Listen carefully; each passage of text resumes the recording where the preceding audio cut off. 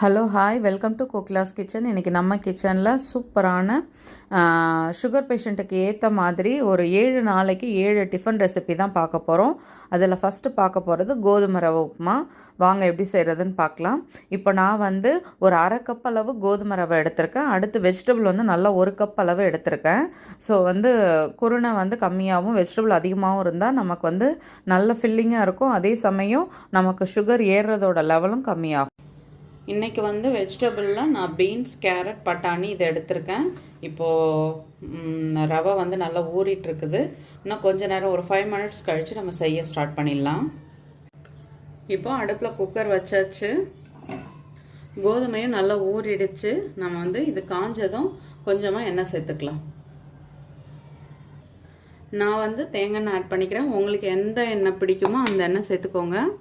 கொஞ்சமாக ஒரு 1லேருந்து 1.5 ஸ்பூன் அளவு எண்ணெய் சேர்த்துக்கோங்க. இது எல்லாமே நான் தனி வீடியோவாகவே போட்டிருக்கேன். ஸோ தனித்தனியாக எடுத்து பார்க்க முடியாதுன்னா ஒரே வீடியோவாக பார்க்குறதுக்காக தான் இப்போ நான் எல்லாத்தையும் சேர்த்து ஒரே இதுவாக கொடுக்குறேன். இப்போ ஃபஸ்ட்டு 1 ஸ்பூன் அளவு கடலைப்பருப்பு போட்டுக்கலாம். இது நல்லா பொரியட்டும். அதுக்கப்புறம் நம்ம கடுகு உளுத்தம்பருப்பு ஆட் பண்ணிக்கலாம்.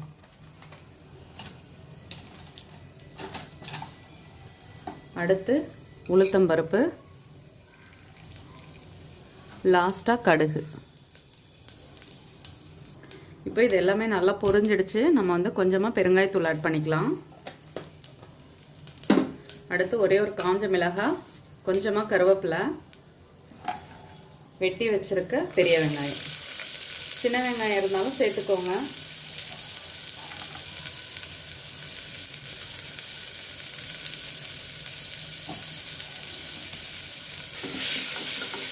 வெங்காயம் நல்லா வதங்கிடுச்சு. நம்ம எடுத்து வச்சுருக்க வெஜிடபிளை சேர்த்துக்கலாம்.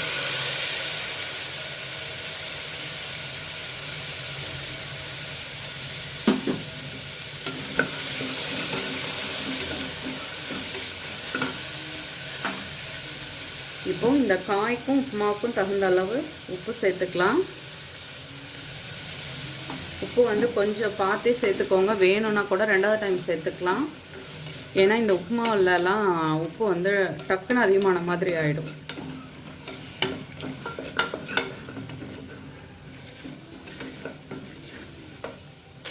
காயெல்லாம் நல்லா வதங்கிட்டுருக்கு. இதே மாதிரி நம்ம எடுத்து வச்ச ரவையும் நல்லா ஊறிடுச்சு. அதை இதோட சேர்த்துக்கலாம்.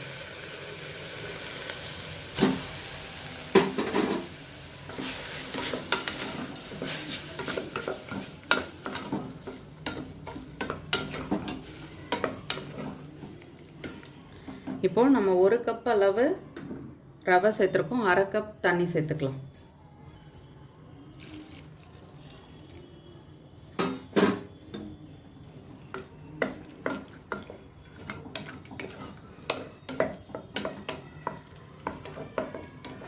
இதை நான் இப்போ விசில்லாம் விட போகிறதில்ல. தண்ணி வற்றினதும் அப்படியே கேஸ் கட் போட்டு குக்கரை விசில் போட்டு சிம்மில் வச்சுருவேன் ஒரு 5 to 10 மினிட்ஸ். அவ்வளோதான்.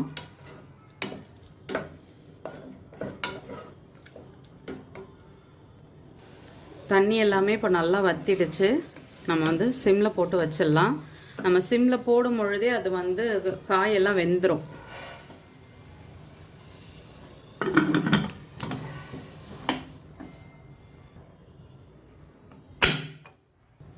பத்து நிமிஷம் கழித்து நம்ம கேஸ் ஆஃப் பண்ணிக்கலாம். இப்போது 10 நிமிஷம் ஆயிடுச்சு. நான் கேஸை ஆஃப் பண்ணிடுறேன். இப்போ 10 நிமிஷம் ஆயிடுச்சு. ஓப்பன் பண்ணி பார்க்கலாம். ஸ்டீம் எல்லாம் ரிலீஸ் ஆயிடுச்சு.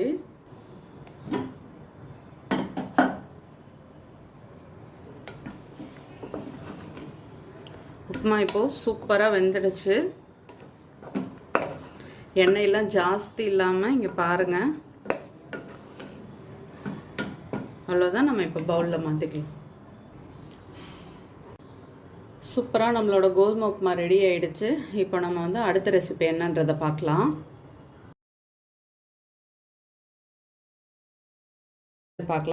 நான் இப்போ இதால் 1 டம்ளர் அளவு மாவு அளந்து எடுத்துக்க போகிறேன். அதனால் ஒரு அரை டம்ளர் அளவு தண்ணி சேர்த்துக்கிறேன். இப்போது அரை டம்ளர் அளவு தண்ணி சேர்த்தாச்சு. இதுலேயே இப்போ நம்ம உப்பு சேர்த்துக்கலாம். இப்போ மாவுக்கு தேவையான அளவு உப்பு சேர்த்துக்கலாம். அடுத்து ஆயில் வந்து ஆப்ஷனல், உங்களுக்கு தேவைன்னா சேர்த்துக்கோங்க, வேண்டானா விட்டுக்கோங்க. நான் வந்து இப்போ 1 ஸ்பூன் அளவு ஆயில் சேர்த்துக்கிட்டேன். தண்ணி இப்போ சூடாகட்டும்.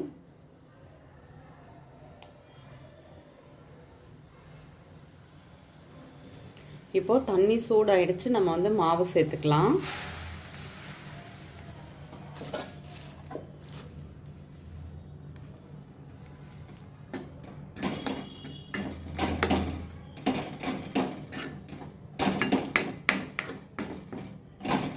மாவு இப்படி திரியாக தான் இருக்கும். ஒரு 2-3 மினிட்ஸ் மூடி போட்டு வைக்கலாம். அதுக்கப்புறம் கேஸ் ஆஃப் பண்ணிவிட்டு ஆற வச்சுட்டு மாவு வந்து நல்லா பிசைஞ்சு எடுத்துக்கலாம்.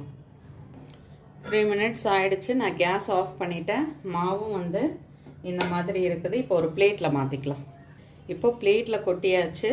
இதை வந்து சூடு ஆறுனதுக்கப்புறம் இதை வந்து நீங்கள் நல்லா பிசைஞ்சிக்கலாம். தண்ணி பற்றலைன்னா லைட்டாக தண்ணியை தெளித்து பிசைஞ்சிக்கலாம். தண்ணி வந்து ஜாஸ்தி தெளிக்க வேண்டாம், லைட்டாக தெளித்து இதை வந்து பிசைஞ்சிக்கோங்க. இப்படி இதை இப்போ வந்து நான் நல்லா பிசைஞ்சு எடுத்துகிட்டு வரேன். மாவு இப்போது நல்லா பிசைஞ்சாச்சு. இப்போ இதில் நான் வந்து ஒரு 2 சப்பாத்தி செய்கிற மாதிரி மாவு எடுத்துக்கிறேன். இப்போ நம்ம வழக்கமாக எப்படி சப்பாத்தி உருட்டுவோமோ அதே மாதிரி சப்பாத்தி வந்து திரட்டி எடுத்துக்கலாம். கொஞ்சமாக அதே கம்பு மாவே நல்லா இதில் போட்டு டிப் பண்ணி எடுத்துட்டு நம்ம வந்து இழைச்சிக்கலாம். இது கோதுமை சப்பாத்தி அதை மாதிரிலாம் இருக்காது, கொஞ்சம் இதுவாக தான் இருக்கும். ஏன்னா அதில் கொஞ்சம் நல்லா அந்த இலகக்கூடிய தன்மை இருக்கும். இந்த மாவில் அதை மாதிரிலாம் இருக்காது. அதனால் சப்பாத்தி மாதிரி போட்டு எடுத்துருக்கலாம், அவ்வளோதான். வேணும்னா நீங்கள் அழகுக்காக ரவுண்டாக கட் பண்ணிக்கலாம். நான் அதெல்லாம் செய்ய மாட்டேன். இதை வந்து இழைச்சாச்சு, நம்ம தோசைக்கல்லில் போட்டு எடுத்துடலாம்.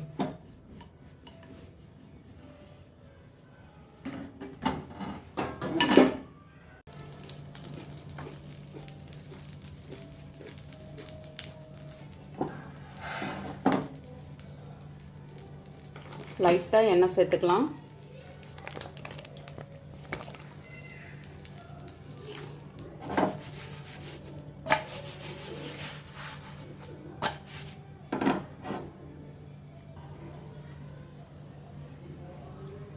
நல்லா வெந்துடுச்சு, எடுத்துடலாம்.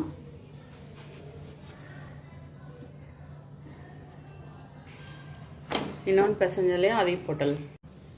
இதுக்கு நான் வந்து ஒரு சிம்பிளாக ரைத்தா தான் பண்ணியிருக்கேன். வெள்ளரிக்காய் வெட்டி போட்டு கேரட் துருவி போட்டிருக்கேன், உப்பு சேர்த்துருக்கேன். இது கூட கொஞ்சமாக சீரகத்தூள், தனி மிளகாத்தூள், அவ்வளோதான் சேர்த்துருக்கேன். இப்போ இது எல்லாத்தையுமே நல்லா மிக்ஸ் பண்ணி எடுத்துகிட்டு வரேன். சூப்பராக நம்மளோட கம்பு சப்பாத்தி ரெடி ஆகிடுச்சு. வாங்க அடுத்த ரெசிபி எப்படி செய்கிறதுன்றதை பார்க்கலாம். இன்றைக்கி நம்ம சிறுதானியத்தில் பருப்படை தான் பார்க்க போகிறோம். இன்றைக்கி நான் வந்து குதிரைவாளி எடுத்திருக்கேன். இப்போ நான் எடுத்திருக்க அமௌண்ட் வந்து எனக்கு 2 அடை தாராளமாக வரும். இப்போ டேபிள் ஸ்பூனில் சொல்ல போனால் ஒரு 2 டேபிள் ஸ்பூன் அளவு குதிரைவாளி எடுத்திருக்கேன். அடுத்து 1 டேபிள் ஸ்பூன் அளவு கடலைப்பருப்பு, துவரம்பருப்பு, உளுத்தம்பருப்பு, அடுத்து பாசிப்பருப்பு, எல்லாத்துலேயுமே 1 டேபிள் ஸ்பூன் அளவு போட்டுக்கலாம். உங்ககிட்ட மைசூர் பருப்பு இருந்தால் அதையும் சேர்த்து போட்டுக்கோங்க, இன்னுமே டேஸ்ட் நல்லாயிருக்கும். இப்போ இதில் வந்துட்டு ஒரு 1/4 ஸ்பூன் அளவு வெந்தயம் தான் நான் ஆட் பண்ணிக்கிட்டேன். ஸோ எல்லா வித பருப்பும் சேர்த்துட்டு கொஞ்சமாக வெந்தயமும் சேர்த்துட்டு நம்ம வந்து ஒரு 1 ஹவர் வாஷ் பண்ணிவிட்டு ஊற வச்சு எடுத்துக்கலாம். நம்ம நார்மலாக செய்கிற பருப்படையில் வெந்தயம்லாம் ஆட் பண்ண மாட்டாங்க. இது வந்து சுகர் பேஷண்ட்டுக்குள்ள ரெசிபின்றதுனால நான் வெந்தயமும் ஆட் பண்ணியிருக்கேன். இப்போது நம்ம அரிசி ஊற வச்சது எல்லாமே நல்லா ஊறிடுச்சு. இங்கே பாருங்கள், இதில் தாராளமாக 2 அடை போடலாம், அந்தளவுக்கு இருக்கும். அதனால தான் நான் கம்மியாக சேர்த்துருக்கேன். ஏன்னா எங்கள் வீட்டில் வந்து நார்மல் அடை செஞ்சாலே நல்லா நம்ம ரெகுலர் இட்லி அரிசி போட்டு அந்த அடையில் செஞ்சாலே சாப்பிட மாட்டாங்க. அதனால் இது வந்து நான் கம்மியாக செஞ்சுருக்கேன். இதில் 2 அடை தாராளமாக வரும்.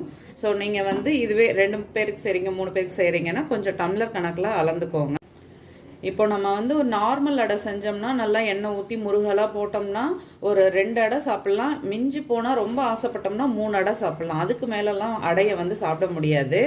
சிறுதானியம்னும் பொழுது அது வந்து உங்களுக்கு வந்து நம்ம எண்ணெய் கம்மியாக இதுவாக தான் நம்ம செய்ய முடியும். அதனால் வந்து 2வது வந்து சிறுதானியம் செய்யும் பொழுது உங்களுக்கு நிறைய சாப்பிட்ணுன்னு அந்த இது வராது, உங்களுக்கு அந்த ஃபீல் வராது. ரொம்ப அது வந்து சீக்கிரமாகவே வயிறு ஃபில்லான மாதிரி ஒரு ஃபீலிங் வந்துடும். அதனால் இதில் 2 அடை நமக்கு தாராளமாக வரும். நம்ம இப்போ வந்து இதை வடிகட்டிட்டு அரைச்சிக்கலாம். இப்போது தண்ணி எல்லாமே வடிகட்டியாச்சு. கொஞ்சம் தண்ணி வேணும்னா சேர்த்துக்கலாம், ஒன்றும் தப்பு கிடையாது. இப்போது எல்லாத்தையும் இதில் சேர்த்துக்கலாம். இதுக்கு தேவையான அளவு உப்பு, கொஞ்சம் சோம்பு, சீரகம், ஒரே ஒரு காஞ்ச மிளகாய் போட்டு நல்லா குறப்பாக அரைச்சிக்கலாம். இப்போது கொஞ்சமாக தண்ணி விட்டுக்கலாம். இப்போது மாவை சேர்த்துக்கலாம்.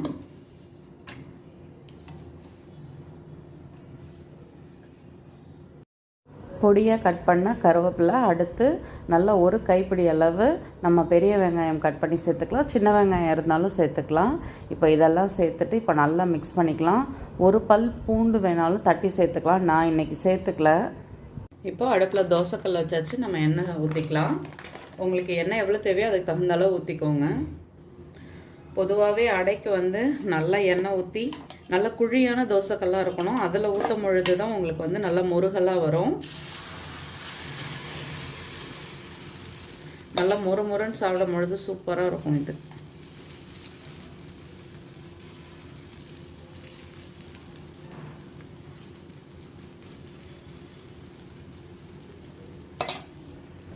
இப்போது திருப்பி போட்டுக்கலாம்.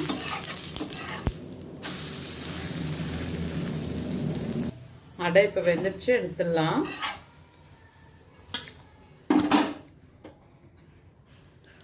சூப்பராக நம்மளோட சிறுதானிய அடை ரெடி ஆயிடுச்சு. இப்போ வந்து நம்ம 7 நாள் 7 ரெசிபி பார்த்துட்ருக்கோம். இப்போ வந்துட்டு நம்ம அடுத்த ரெசிபி பார்க்கலாம்.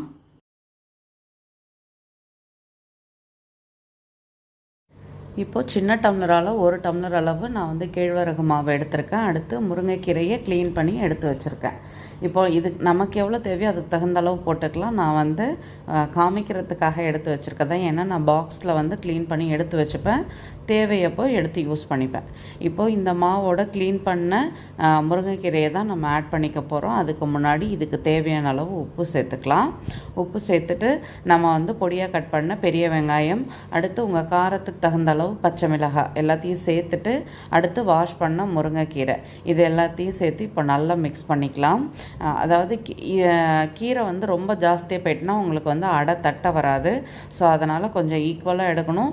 சப்போஸ் கீரை வந்து அதிகமாகிடுச்சுன்னா மாவு கொஞ்சம் ஆட் பண்ணிக்கோங்க. அப்போ தான் உங்களுக்கு வந்து அடையோ அது வந்து நீங்கள் வந்து தோசையாவோ கரைச்சி ஊற்றும் பொழுது உங்களுக்கு வந்து ஊற்றுறதுக்கு வரும். இப்போ இதை வந்து நான் அடையாக செய்ய போகிறதுனால திக்காக மாவை பிசைஞ்சிக்கிட்டேன். இப்போ அடுப்பில் தோசைக்கல் வச்சுட்டு கொஞ்சமாக எண்ணெய் விட்டு மாவை வந்து நல்லா அப்படியே மெல்லிசாக உங்களுக்கு முடிஞ்ச அளவுக்கு எந்த அளவுக்கு தட்ட வருமோ அது வரைக்கும் நல்லா தட்டிக்கலாம். தட்டிட்டு இதை வந்து ஒரு 2-3 மினிட்ஸ் அப்படியே சிம்லேயே வச்சு விட்டுடலாம். அப்போ தான் நல்லா கிறிஸ்பாகி வரும். அடை அளவுக்கு முருகாது, ஆனால் வந்து நல்லா ஒரு கிறிஸ்பாக இருக்கும். இப்போ நம்ம வந்து திருப்பி போட்டுக்கலாம். 3 மினிட்ஸ்க்கு மேலே ஆயிடுச்சு. ஸோ திருப்பி போட்டும் நம்ம வந்து இதை நல்லா வேக வச்சு எடுத்தோம்னா சூப்பரான நம்மளோட கேழ்வரகு அடை ரெடி ஆகிடும். இங்கே பாருங்கள், இப்போ சூப்பராக ரெடி ஆகிடுச்சு. இப்போ நம்ம அடுத்த ரெசிபி எப்படி செய்கிறதுன்னு பார்க்கலாம். இதுக்கு தொட்டுக்கே தேவையில்ல, நான் கொஞ்சமாக சட்னி வச்சு தான்.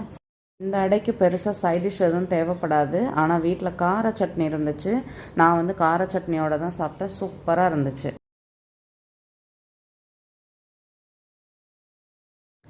இன்றைக்கி என்ன நம்ம பார்க்க போகிறோன்னா சோள ரொட்டி தான் பார்க்க போகிறோம்.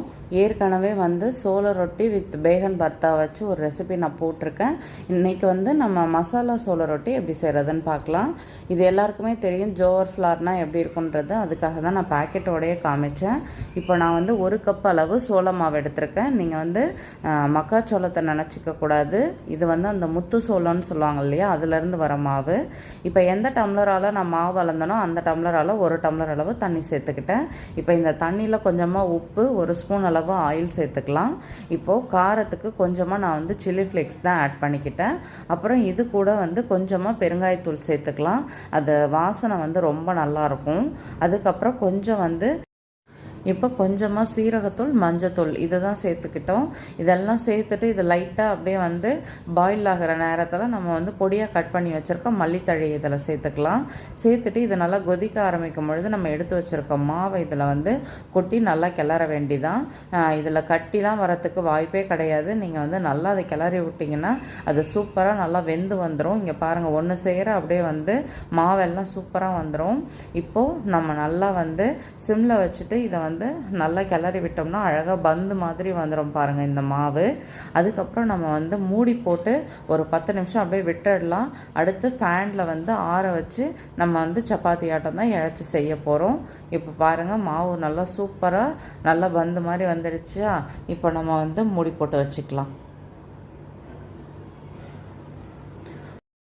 மாவு இப்போ மூடி வச்சு ஒரு 10 நிமிஷம் ஆகிடுச்சு. இங்கே பாருங்கள் நல்லா மாவு வந்து ரெடி ஆகிடுச்சு. ஆனாலும் சூடு இருக்கும். நம்ம வந்து ஒரு பிளேட்டில் மாற்றிட்டு நல்லா கை வச்சு நல்லா அதை வந்து உடச்சி விட்டு அதுக்கப்புறம் வந்து மாவு வந்து ஒன்று சேர பிசைஞ்சோம்னா நமக்கு வந்து மாவு வந்து ப்ரெஸ் பண்ணும் பொழுது நல்லா வரும்.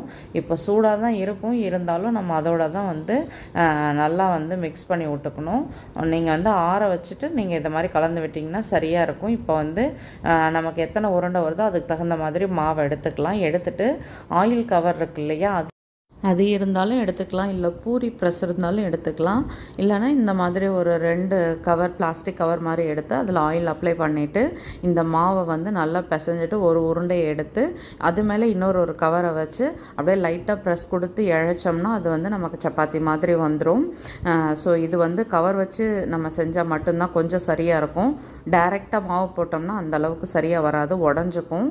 அதனால் வந்துட்டு நம்ம வந்து இப்படியே செஞ்சு நம்ம தோசைக்கல்லில் போட்டு எடுத்துக்கலாம். சின்ன சின்னதாக இழைச்சாலே பரவாயில்ல, ஒன்றும் பெருசாக இழைக்கணும்லாம் எதுவும் கிடையாது. நம்ம மெல்லிசாக சின்னதாக கூட இழைச்சிக்கலாம். இப்போ இது ரெடி ஆகிடுச்சு. நம்ம வந்து தோசைக்கல் போட்டுட்டு அதில் வந்து இதை போட்டு நல்லா சுட்டு எடுத்துக்கலாம். இதை வந்து உங்களால் இந்த மாதிரி சப்பாத்தி மாதிரி போட்டுக்க முடியும்னாலும் சப்பாத்தி மாதிரி போட்டுக்கலாம். அப்படி இல்லைன்னா இதை வந்து தண்ணியாக கரைச்சி நம்ம வந்து அடை மாதிரி ஊற்றிப்போம் இல்லையா, அந்த மாதிரி கூட ஊற்றிக்கலாம். இது நம்மளோட சாய்ஸ் தான். நமக்கு எப்படி கன்வீனியண்ட்டாக இருக்கோ அதுக்கு தகுந்த மாதிரி நம்ம செஞ்சுக்கலாம். நான் வந்து சும்மா இந்த மாதிரி சப்பாத்தி மாதிரியே போட்டு எடுத்துக்கிட்டேன். வேணும்னா நம்ம வந்து நல்லா லிக்விட் ஆக்கி ஊற்றிக்கலாம். இப்போது இங்கே பாருங்கள், எண்ணெய் எதுவுமே நான் சேர்க்கவே இல்லை. ஏன்னா இது 1 ஸ்பூன் அளவு ஆயில் ஏற்கனவே மாவு பிசையும் பொழுது நான் வந்து சேர்த்ததுனால இப்போது இதில் வந்து நான் வேண்டான்னு சொல்லி விட்டுட்டேன். இதில் எண்ணெய் சேர்க்காம தான் செய்யணும் அப்படிலாம் எதுவும் கிடையாது, நம்மளோட இஷ்டம் தான். நான் வந்து இன்றைக்கி எண்ணெய் சேர்த்துக்காத செஞ்சுட்டேன். ஆனால் நீங்கள் வந்து ஒரு ட்ராப் 2 ட்ராப் எண்ணெய் சேர்த்துக்கோங்க, தப்பு கிடையாது. எண்ணெய் சேர்த்துக்கும் பொழுது உங்களுக்கு அதோட டேஸ்ட்டும் இன்னுமே சூப்பராக இருக்கும், இதை விட இன்னுமே நல்லாயிருக்கும். இப்போ இது ரெடி ஆகிடுச்சு. நம்ம வந்துட்டு பிளேட்டில் மாற்றிக்கலாம். இப்போ பாருங்கள், சூப்பராக நம்மளோட மசாலா சோள ரொட்டி ரெடி ஆகிடுச்சு. இதுக்கு வந்து வெறும் கேர்டு இருந்தாலே போதும், வேறு எதுவுமே தேவை கிடையாது. புளிக்காத கெட்டி தயிர் இதோட சைட் டிஷ் வந்து பெஸ்ட்டு காம்பினேஷனாக இருக்கும். நம்ம இது செய்யணும் அது செய்யணும்னு எந்த அவசியமே கிடையாது. இல்லை கூட ரைத்தா வச்சுக்கிட்டாலும் ரொம்ப சூப்பராக இருக்கும். இப்போ பாருங்கள், சூப்பராக ரெடி ஆகிடுச்சு நம்மளோட மசாலா சோள ரொட்டி. வாங்க இப்போ அடுத்த டிஷ் வந்து எப்படி செய்கிறதுன்றது பார்க்கலாம். கண்டிப்பாக உங்களுக்கு இது பிடிக்கும்னு நான் நினைக்கிறேன். நீங்கள் ட்ரை பண்ணிவிட்டு கட்டாயமாக சொல்லுங்கள். வாங்க இப்போ நம்ம வந்து அடுத்த ரெசிபி எப்படி செய்யலான்றதை பார்ப்போம்.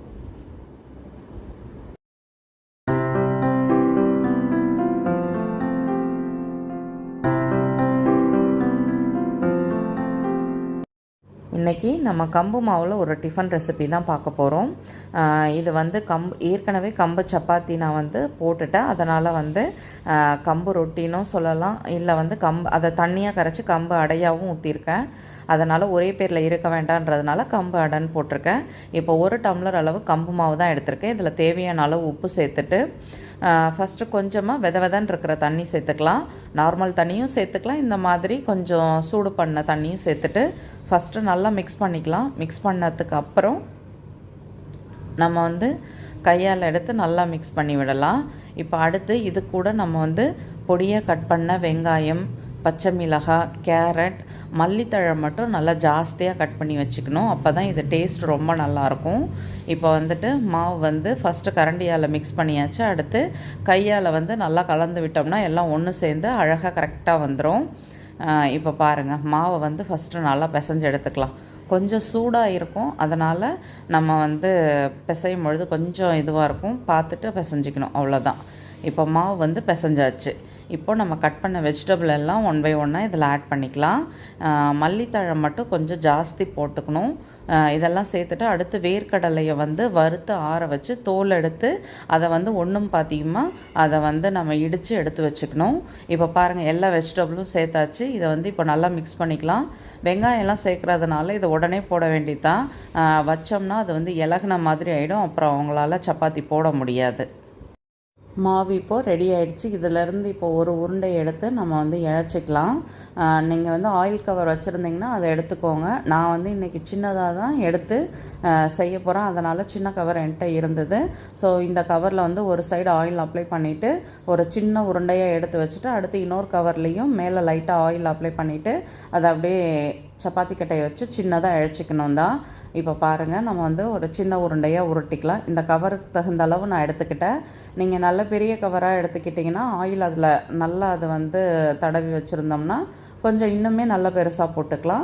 இப்போ இந்த சைடும் நான் வந்து ஆயில் அப்ளை பண்ணிவிட்டு அது மேலே அப்படியே வச்சு இதை லைட்டாக அப்படியே இழைச்சிக்கணும். ரொம்ப தின்னாக அப்படியே நம்ம சப்பாத்தி மாதிரி எதிர்பார்க்க முடியாது. ஏன்னா சப்பாத்தி மாவு வந்து உங்களுக்கு செய்யும் பொழுது அதில் வந்து கொஞ்சம் இலகுவாக இருக்கிற மாதிரி இருக்கும். இதில் அதை மாதிரி வராது. ஸோ வந்து நம்ம பார்த்து தான் இதை செய்யணும். அதே மாதிரி மாவை வந்து ரொம்ப நேரம் இந்த மாதிரி வெஜிடபிள்லாம் ஆட் பண்ணதுக்கப்புறம் ரொம்ப நேரம்லாம் வைக்கக்கூடாது. உடனே மாவு பிசைஞ்சு உடனே போடணும். அப்போ தான் உங்களுக்கு வந்து கரெக்டாக வரும். இல்லைனா அப்புறம் வெங்காயத்துலேருந்து தண்ணி வந்ததுக்கப்புறம் உங்களால் இழைக்க முடியாது. இப்போ பாருங்கள், நான் ஓரளவுக்கு சின்னதாக இழைச்சிட்டேன். ஷேப்லாம் பார்க்க முடியாது, ஓரளவுக்கு இழைச்சாச்சு. இப்போ இதில் வந்துட்டு லைட்டாக நான் உடச்சி வச்சுருக்க வேர்க்கடலையை மேலே தூவிட்டு அப்படியே அந்த சப்பாத்தி கட்டையை வச்சு லைட்டாக ஒரு ப்ரெஸ் கொடுத்தனா அது அப்படியே அழகாக உள்ளே போய் செட் ஆகிக்கும்.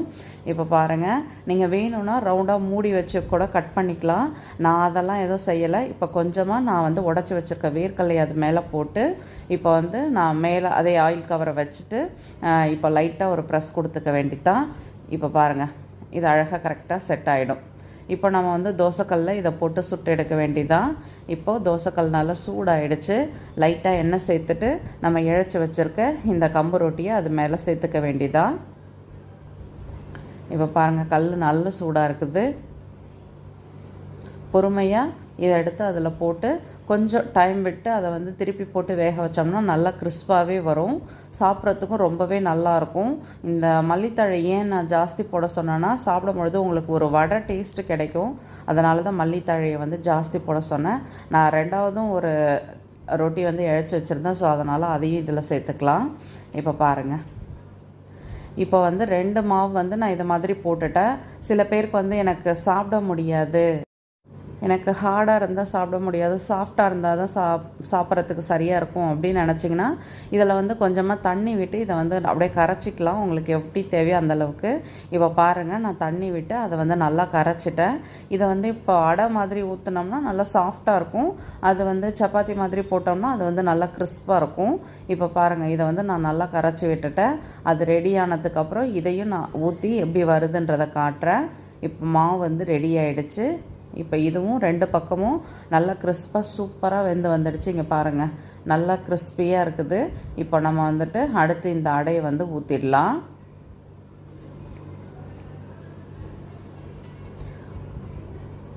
இப்போது அடையை ஊற்றியாச்சு. உங்களால் எவ்வளோ அதை ஸ்ப்ரெட் பண்ண முடியுமோ அந்த அளவுக்கு வந்து ஸ்ப்ரெட் பண்ணிக்கலாம். அவ்வளோதான். அதுக்கு மேலே பண்ணோம்னா அந்த மாதிரி எடுத்துக்கும். ஓரளவு இந்தளவுக்கு ஊற்றினாலே அது வந்து நல்லாவே வரும். இப்போ பாருங்கள், கொஞ்சமாக எண்ணெய் விட்டு 2 சைடும் நல்லா வேக வச்சு எடுத்துக்கணும். இப்போ இதுவும் ரெடி ஆகிடுச்சு. நீங்கள் உங்களுக்கு எப்படி வசதியோ அதை மாதிரி நம்ம வந்து ஊற்றி சாப்பிட்டுக்கலாம். இப்போ 2 பக்கமும் நல்லா பொறுமையாக நம்ம வந்து வேக வச்சு எடுத்துக்கணும். அவசரமாக செஞ்சோம்னா அப்புறம் அது வந்து மாவு மாதிரியே இருக்கும். சாப்பிட்றதுக்கு வந்து டேஸ்ட்டாகவும் இருக்காது. அதனால் நம்ம வந்து எந்த அளவுக்கு வந்து நம்ம பொறுமையாக சுட்டு எடுக்கிறோமோ அந்தளவுக்கு வந்து டேஸ்ட்டும் ரொம்ப நல்லாயிருக்கும். கொஞ்சம் பொறுமை மட்டும்தான் வேணும், வேறு ஒன்றும் கிடையாது. இப்போ பாருங்கள், 2 பக்கமுமே நல்லா சூப்பராக வெந்துடுச்சு. உங்களுக்கு சப்பாத்தியாக பிடிச்சதுன்னா நீங்கள் அந்த மாதிரி செஞ்சு எடுத்துக்கோங்க. இல்லை இந்த மாதிரி அடையாக பிடிச்சாலும் இந்த மாதிரி செஞ்சு எடுத்துக்கோங்க. இப்போ நம்ம வந்து பிளேட்டில் மாற்றிக்கலாம். சூப்பராக நம்மளோட கம்பில் செஞ்ச அடை சப்பாத்தி 2மே ரெடி ஆகிடுச்சு. நீங்களும் வீட்டில் ட்ரை பண்ணி பாருங்கள். உங்களுக்கு வந்து இது கண்டிப்பாக பிடிக்கும் இந்த டேஸ்ட்டு. இப்போது நம்ம அடுத்த ரெசிபி எப்படி செய்கிறதுன்றதை பார்க்கலாம். இப்போ நம்ம இது வரைக்கும் 6 நாளைக்கு எப்படி நம்ம எடுத்துக்கலான்றது வரைக்கும் பார்த்தாச்சு. இன்னும் ஒரே ஒரு ரெசிபி தான், வாங்க அதையும் பார்த்துடலாம்.